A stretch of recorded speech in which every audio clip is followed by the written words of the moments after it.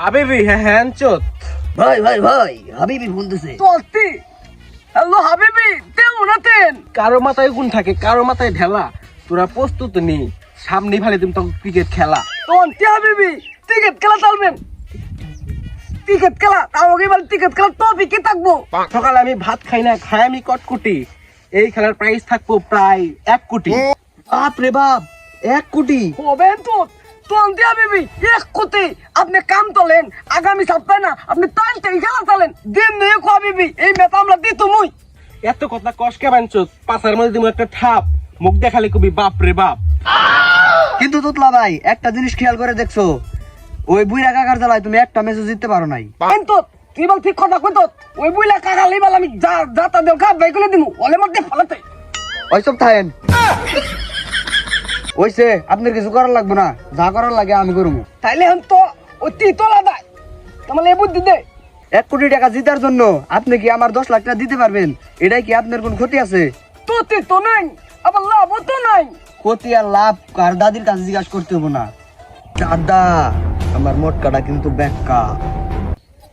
গেদা কোন তুই? আব্বা একবার বুঝছি। Very good. তুই দেখ টয়লেটে পানির বালতির মধ্যে কড়া কাপড় ভিজে আছে, ওটা ফটাফট দিয়ে লই আয়। আরে আব্বা আমি তো বাগন খেতে। আরো বড় বড় ভেরি গুড। তাহলে তুই বাগো ছিটে থাক, আমি ব্যান্ড নিয়ে আসতেছি, তুই বাপের আড়ে চলে যাবো। আরে আব্বা আমি তো দুহান বারে হে পড়ছি। Very very good. তুই দোকান থেকে চাল আদা পেঁয়াজ রসুন মরিচ যা লাগে সাথে একটা হারপিকও নিয়ে আসিস, তোর দেশকে পায়খানা পরিষ্কার করা। আব্বা আমি তো বলে গেছি গে।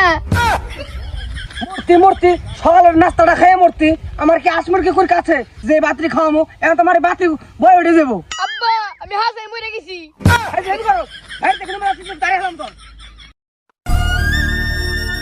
आज की रात मजा हुस्न का आँखों से। রাবিয়া আমি যদি তোর না পাই জঙ্গলে যে আত্মহত্যা করো। ওই ফোন রাখ ফোন রাখ।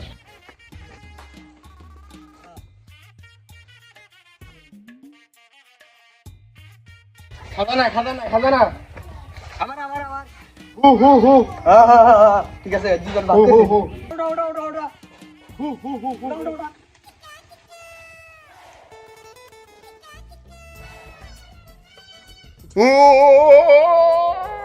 সর্দার মনে হয় ওই বুইরা হালার কথাই কইছিল, ওরে নয়া যাইতে ও সর্দারের কাছে। মাল না মনে অজ্ঞান হয়ে গেছে, মুইতে দে দাদা ঘর তাড়াতাড়ি ওরে। ও মাগো ও মাগো আমি এদিকে আমি বস্তার ভিতরে কে রুমো। মাল টাইম বগর করে ও মনে হয় হ্যামিস্টারে টেপ টেপ করে পেমেন্ট পায় না।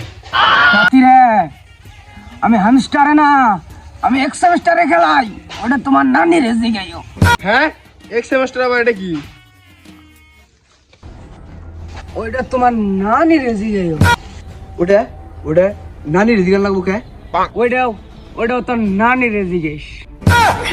তো সবার আমি তো বুঝতেছি না আমি এনে এলাম কেমবা, তোরা কেরা আমি কেরা। হ্যালো গাইস, আমি আছি আপনাদের মাঝে আপনাদের নানা। আজকে আমি আপনাদের দেখাবো কি করে প্রতিকূল পরিবেশে নিজেকে বাঁচিয়ে রাখবেন, কিভাবে এই জঙ্গলে টিকে থাকবেন, সেটার প্রতিবেদন নিয়ে ভিডিও আসতেছে আমার ফেসবুক পেজে।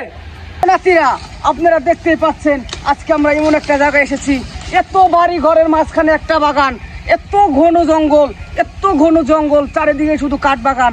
তো আপনারা বুঝতেই পারছেন আমরা কোথায় এসেছি। আমরা এসেছি ক্যাম্পের পশ্চিম পাশে মোহাম্মদ রহিম ভাইয়ের কাঠ বাগানে। আমরা এমন একটা জায়গায় এসেছি এখানে বসার কোনো ব্যবস্থা নেই, খাওয়ার কোনো ব্যবস্থা নেই, থাকার কোনো ব্যবস্থা নেই। এখন আমাদের কি হবে?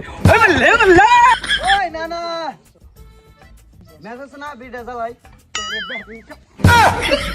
তো নাতিরা কিভাবে নিজেকে প্রতিকূল পরিবেশে টিকিয়ে রাখবেন সেটার একটা উদাহরণ আমি আপনাদের দিচ্ছি। আমি দীর্ঘ 4 ঘন্টা যাবত এই উপকূল পরিবেশে হেঁটে আসছি, আশেপাশে কোনো জায়গা জমি কিচ্ছু নেই, শুধু সরিষা ক্ষেত আর ছোট্ট ক্ষেত। ও নাতিরা আমার যে দুঃসঙ্গী আসলে দুঃসঙ্গী গেল ওখানে, আমার তুই এই গেছে রে আমার সঙ্গে রে কো। হ্যালো গাইস, আসসালামু আলাইকুম। সবাই কেমন আছেন? আশা করি সবাই ভালো আছেন। তো আমরাও ভালো আছি। তো আপনারা সবাই এই ভিডিওটা বেশি করে শেয়ার করেন এবং বেশি বেশি লাইক করেন, কমেন্ট করেন, আর ভিডিও কেমন হয় জানাবেন। নেক্সট আরও বড় ধামাকা আসতেছে, তো সেটি দেখার জন্য আমাদের পেজটি ফলো করে রাখুন।